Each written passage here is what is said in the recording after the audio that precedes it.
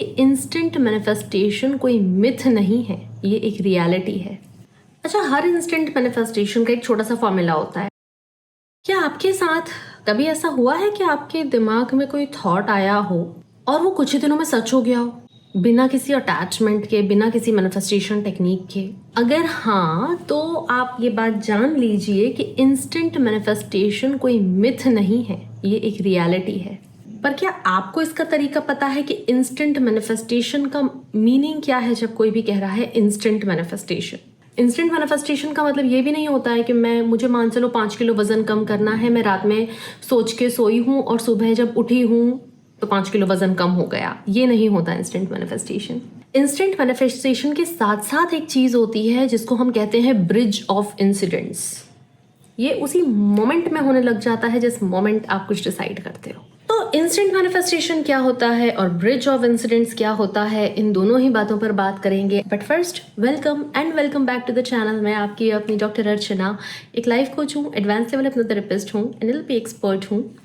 और subconscious mind में जो नेगेटिव बिलीव्स होते हैं उनको चेंज करके लाइफ को ईजी करना, बस ये काम है मेरा। अगर आपकी लाइफ में कोई भी एरिया है जो बहुत ही स्टक हो रहा है, उसमें आपको कभी अच्छे रिजल्ट नहीं मिलते, 100% लिमिटिंग बिलीव्स वहाँ पर हैं, और अगर मेरी मदद की ज़रूरत हो तो मैं आपसे सिर्फ एक ईमेल और व्हाट्सएप दूर हूँ। कॉन्टैक्ट डिटेल्स आपको स्क्रीन और डिस्क्रिप्शन में मिल जाएंगी। तो पहले एक बात क्लियर कर लेते हैं कि इंस्टेंट मैनिफेस्टेशन का मतलब ये नहीं है कि कोई बात सोची और 3 सेकंड में वो सामने आ जाएगी। मतलब ऐसा भी हो सकता है, लेकिन अगर आप बड़े बड़े गोल जो सोचते हैं कि मुझे 500 करोड़ रुपए चाहिए, 100 करोड़ रुपए चाहिए, और आपको उसकी आदत नहीं है, तो वो 3 सेकंड में नहीं होगा। मैनिफेस्टेशन के 2 हिस्से होते हैं, आपके अंदर किसी डिजायर का आना और आपका इंटेंशनली उसके बारे में डिसाइड करना कि हाँ मुझे ये चाहिए। क्योंकि डिजायर तो कई आती है हमारे मन में, जरूरी नहीं है हमें सब चाहिए हो।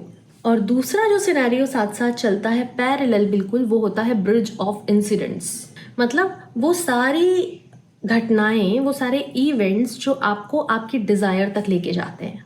कहा जाता है कि the moment you imagine something, universe अपने आप को ऑर्गेनाइज और रीऑर्गेनाइज करने लग जाता है ताकि आपकी वो डिजायर पूरी हो।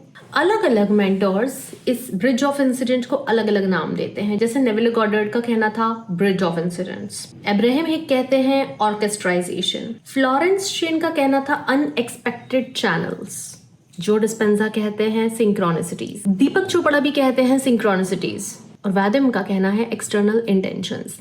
तो ऐसे अलग अलग गुरुज हैं, मेंटोर्स हैं, जब वो लॉ ऑफ अट्रैक्शन पे बात करते हैं तो वो इस ब्रिज ऑफ इंसिडेंट को इतने सारे डिफरेंट नामों से कह के बुलाते हैं। ये बात मैं आपको इसलिए बता रही हूँ, इतने सारे नाम, ताकि जैसे आपके साथ नहीं होता है कि आपका एक नाम होता है और प्यार से आपके घर वाले आपका एक निकनेम भी दे देते हैं, तो एक ही पर्सन है पर 2 नाम है।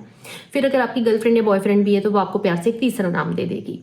एक ही पर्सन है, 2-3 अलग अलग नाम है। In the same way same concept है लेकिन नाम अलग है। तो बता सिर्फ इसलिए रही हूँ कि अगर कल को आप नया नाम भी सुनते हो तो आपको ये ना लगे कि अरे अब ये क्या है। नहीं, ब्रिज ऑफ इंसिडेंट्स की ही बात हो रही है। तो कभी कभी बिल्कुल ऐसा हो सकता है कि अगर आपका मैनिफेस्टेशन ऐसा है कि उसको होने में थोड़ा सा टाइम लगेगा। फॉर एग्जाम्पल, एक औरत है जो माँ बनना चाहती है, भले ही वो प्रेग्नेंट हो जाए पर बेबी को आने में 9 महीने लगेंगे, और लगने भी चाहिए।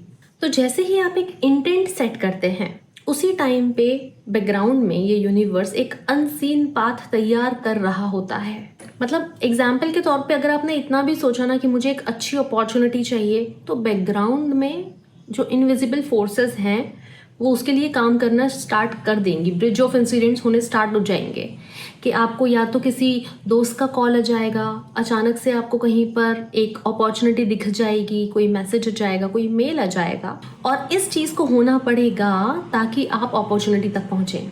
और कई बार ये नेगेटिव भी हो सकता है। मतलब आपके घर में या तो अचानक किसी की तबीयत खराब हो जाएगी, कोई लड़ाई झगड़ा हो जाएगा, और अब आपसे कहा जाएगा कि आपको अपना कमाना स्टार्ट करना है, अब हम आपको इतने सारे पैसे नहीं दे सकते। तो भी आप, भले ही आप न चाहें, लेकिन आपने चाहा था कि आपको एक अच्छी अपॉर्चुनिटी चाहिए, इसलिए ये सारे ब्रिज ऑफ इंसिडेंट्स होंगे ताकि आप एक अपॉर्चुनिटी तक पहुंचें।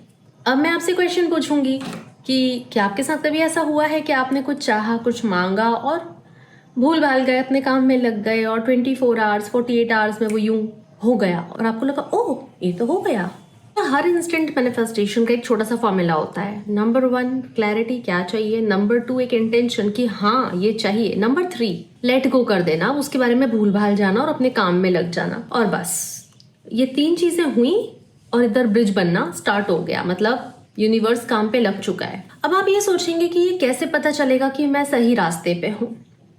पहली बात तो when it comes to manifestation there is no right और रॉन्ग वे। फिर भी अगर आपको ऐसा लग रहा है, मैनिफेस्टेशन एक बात होती है और लिमिटिंग बिलीव्स अलग बात होती है। मतलब अगर आपको ये डाउट होता है कि अगर मेरे अंदर डर या लिमिटिंग बिलीव्स हैं तब भी क्या मेरा मैनिफेस्टेशन होगा, मैनिफेस्टेशन तो हो ही जाते हैं।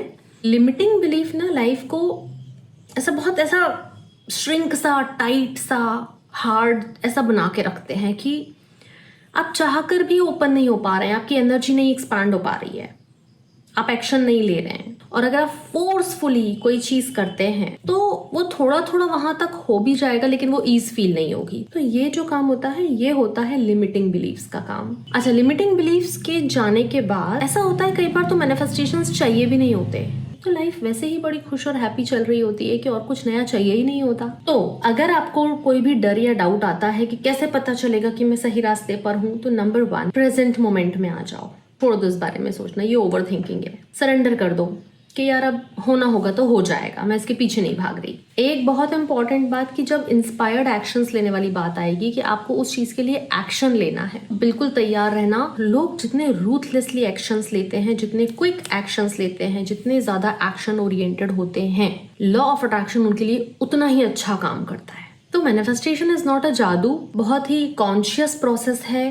थॉट्स, इंटेंशंस, सब कुछ इसमें इन्वॉल्व होता है। तो आपका काम कितना है, सिर्फ क्लैरिटी और इंटेंट सेट करना कि हाँ मुझे ये चीज चाहिए जब डिजायर मन में आती है तो, और बस आप अपने काम में लग जाइए। अब आपको क्लैरिटी मिल गई होगी कि इंस्टेंट मैनिफेस्टेशन क्या होता है और ये ब्रिज ऑफ इंस्टेंट क्या होता है। प्लेफुल रहिए, एनर्जी के साथ खेलिए। यूनिवर्स से ज्यादा डिमांड करने में कोई दिक्कत थोड़ी, इसमें काहे की गिल्ट है। तो चलिए आप अपने मैनिफेस्टेशंस कीजिए, मैं आपसे जल्दी ही मिलती हूँ, तब तक अपना ध्यान रखिएगा। थैंक यू, नमस्ते।